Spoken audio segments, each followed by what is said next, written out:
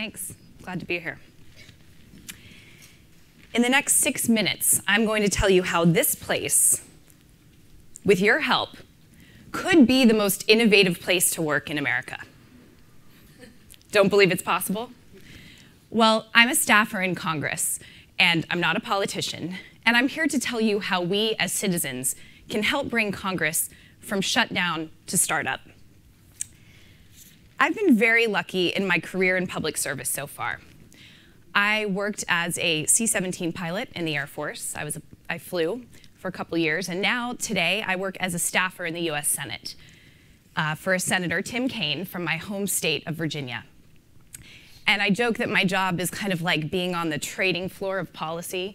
In an hour, I can deal with some of the toughest national security issues, ranging from Afghanistan to Syria to the GI Bill to taking phone calls from military families. But it's always struck me as interesting that one of these institutions, the military, has a 76% approval rating, while Congress only has an 11% approval rating. But yet, I'm the same person dedicated to the same mission, public service, and I work with a lot of great people in Congress with the same goal. So I started thinking, how can we in Congress do our jobs better? What can we learn from the startup community? And recently I was talking to a friend who works in Silicon Valley for one of the top innovative companies of our time. He works with startups every day, tackling some of the biggest issues. And he said to me, Karen, Congress is broken, it's irrelevant, we don't need it, and it's not even as good as TV. So I'm sure some of you are thinking the same thing. Congress is dysfunctional, it's broken, there's nothing we can do to fix it. Hey, believe me, I get it, I work there. You think you're frustrated with our nation's capital? Try dating in Washington, D.C. But I'm proposing that today we reimagine what our Congress could be. And that these two things, the startup community and the seat of democracy, are not nearly as different as we may think. And in fact, Congress can learn a lot from the startup culture. It all starts by reframing how we think about Congress. As a society, we've come to value companies like Uber or Pinterest or other startups and their ability to make change. But there's no reason that this same innovative thinking that's going on in Silicon Valley can't also happen on Capitol Hill. I mean, whether we like it or not, members of Congress can't live without Twitter. So Capitol Hill should be like 535 startups. Congressional offices have a lot in common, in fact. We are understaffed, we're under-resourced. There are 535 staffers just like me covering a huge portfolio. The Defense Department is a $600 billion agency, and they might be the only person covering that portfolio for their entire state or district. We're passionate about what we do. I can't think of anything that's more like a startup than working in a freshman senator's office where for 6 months we were in a basement, 35 people, with a backlog of 27,000 pieces of mail. And just like startups getting investors, getting your ideas ahead in Congress requires tenacity and persistence. So what can we do to do our jobs better?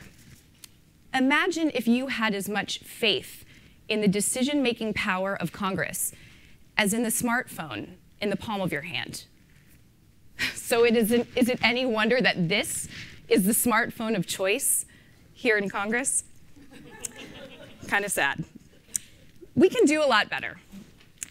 Capitol Hill is a cross-section of America, and as such, it should reflect the way society looks and the changing nature of that society, but not only in how it looks, but how it thinks.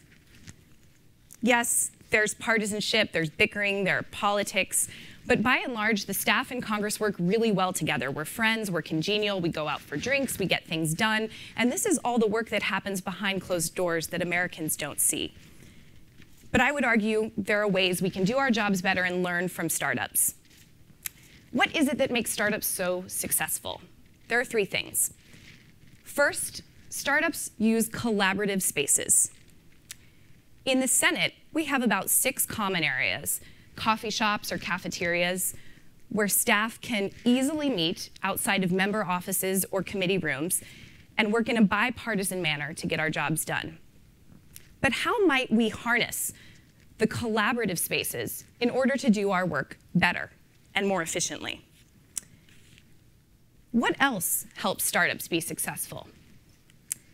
Startups test their solutions through prototyping.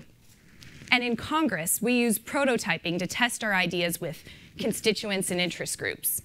Our best ideas come from you.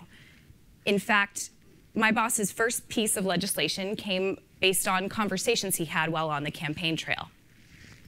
But there's got to be a way we can prototype better. I mean, we're not just working for an IPO here, we're striving to create a more perfect union. So what about a bipartisan incubator, similar to what we see with tech startups, but for legislation? Finally, and most importantly, startups bring a problem-solving mindset to the way they do their work. We need the mentality of the startup community, not just the tools to fix a certain broken website, but the mindset to tackle the toughest issues. So why is it that we're so forgiving of failure in the startup community, but when our government hits bumps in the road, we disengage? Do you still think what happens in Congress doesn't matter? Just ask any veteran that's gone to war. So today, I'm looking for investors in our startup, our Congress. I'm asking you to bring a healthy disregard for the impossible and invest, educate yourself, demand more from your representatives, vote, volunteer, and invest to bring our Congress from shutdown to startup. Thank you.